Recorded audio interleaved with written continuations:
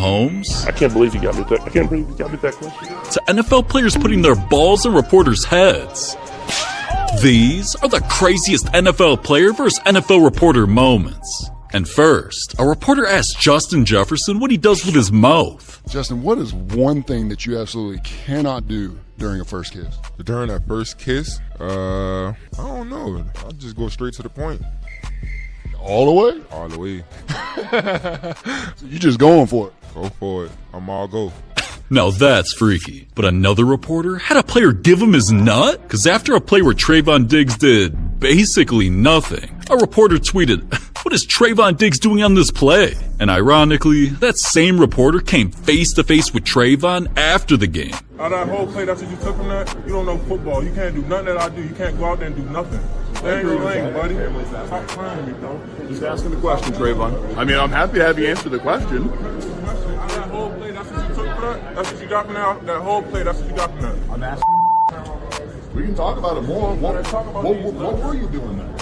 Dude really gave the man permission to talk about his nuts over all that? Well, eventually Trevon felt bad, so he made peace with dude by gifting him an actual can of these nuts. But that entire situation isn't crazier than these next player versus reporter moments that only happen because of diamond chains. First was A.J. Brown, you know, a man with some crazy neck game. And one of his chains with a pendant of his initials flooded in diamonds was something that he kept wearing during interviews until a reporter asked him a stupid question. Is that a James Bradbury keychain? It is a James Bradbury. You say this is James Bradbury? Yeah. Do you think I have another man's initial around my neck? Nah. That's funny though. Yeah, man, that reporter doesn't know shit. Dude called it a keychain. But at least AJ didn't clown the reporter too bad for asking about his jewelry. Because when Joe Burrow got a similar diamond chain of his initials, jersey number, and a black Nike swoosh, a reporter must have been jealous or something. Joe, being a good reporter, I've got to ask about the jewels. Are they real, and what are they? They're definitely real. I make too much money to have fake ones, so, these are real. I'm sorry, what was the second question? Yeah, man, because $100 millionaire like Daddy Burrow can't afford a couple $1,000 real chain. I mean, what is he, Justin Fields? Never lie, nah, I just wear fake jewelry. I'm not afraid to say it to the world either. I'm saving that bread at the end of the day. Straight from Amazon, boom, go and get y'all some. They shine just the same as real, and so But alright, these reporters gotta be careful, man, because sometimes what they say to players gets them physically attacked. That happened when Jim Everett was a quarterback who was known to always avoid being hit by kinda playing like a girl. You're a put. So plays like that had an interviewer disrespecting his name by purposely calling him Chris Everett, aka a female tennis player. I'm going to stand by the smack. I've called him Chris on the show before he got here, and I'm going to call him Chris to his face. And listen, that man wasn't capping for the camera, because when Jim, Chris, or whoever came on the show, all hell broke loose. Jim, good to have you on the show. Good to be here, Jim. Thank you. Check that. Chris Everett, good to have you on the show. You know what? You've been calling me that for about the last 5 years. We're sitting here right now, and if you guys want to take a station break, you can. But if you call me Chris Everett to my face one more time... I already did it twice. You call it one more time, we better take a station break. I think that you probably won't say it again. I bet I do. Okay. Chris? Oh my god, but players don't just fight with reporters. Sometimes they try rizzing them up. No. And make eye contact. Yes, that's what You're a fast learner? Yeah, fast learner. This is pretty hot, actually. That is, that's smooth. Yeah, I like this. Are you gonna go home and practice? Are you psyched to be in town? You gonna practice with me?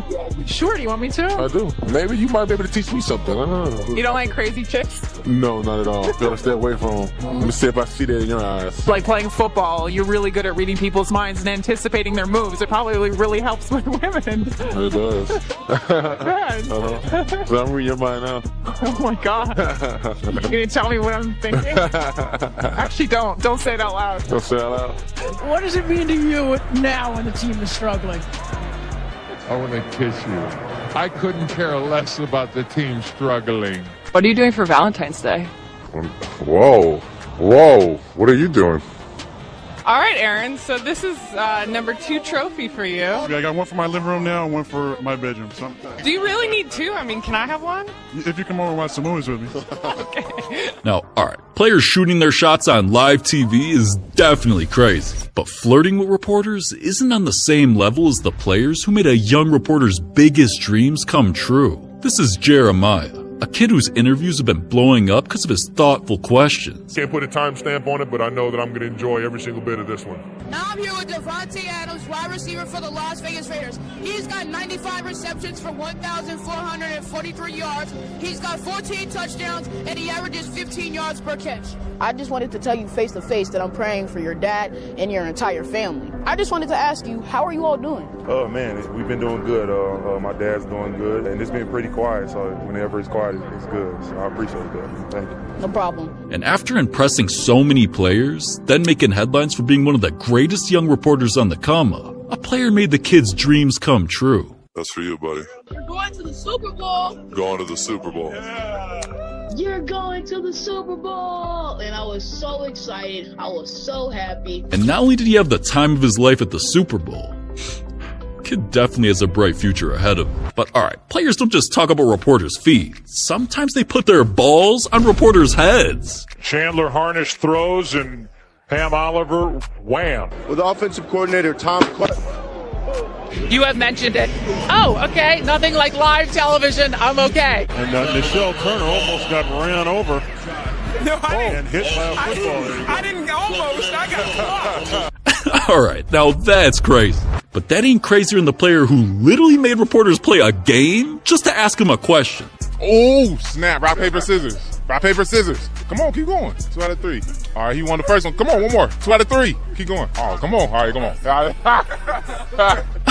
Alright, you can tell Jamaal Williams loves trolling reporters. I mean, it ain't even a surprise he quoted the video saying, "You make me have to answer questions, I make you play child games." But making reporters finger each other is one thing. There was a time a reporter almost made Tom Brady cry.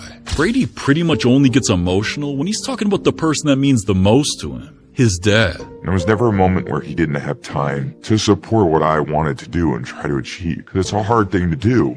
Number 21, Tom Brady. From the time I was a kid, whether I was wanting to be a pro baseball player, we'd come home and he would take me out to the field and hit me ground balls till the sun set.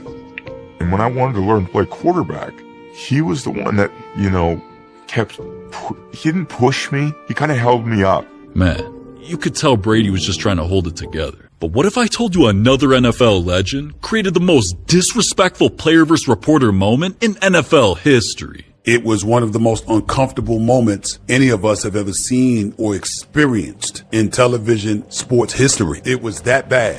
Now, Stephen A. Smith was cringed out like that, and luckily, he wasn't even the reporter involved. Because after his co-host Skip Bayless was trashing NFL star Richard Sherman, Sherman eventually came onto their show just to humiliate Skip on live TV. How good do you really believe you are? Because you got people out there looking at you and saying, he's just talking smack. How good do you believe you are? You can say whatever you want. Skip can say whatever he wants, but Skip, whenever you address me as all pro Stanford graduate, because those are some accomplishments you will never accomplish. You have never accomplished anything. I think I've accomplished more in my field than you have in yours. So I'm the top of my field. So I'm all pro. I'm the best, one of the best 22 players in the NFL. You're going to brush it off, but I don't think you're the best 22 anything in sports. It's debatable. Think more of yourself than you actually can prove. But okay. in my 24 years of life, I'm better at life than you. I'm better than you.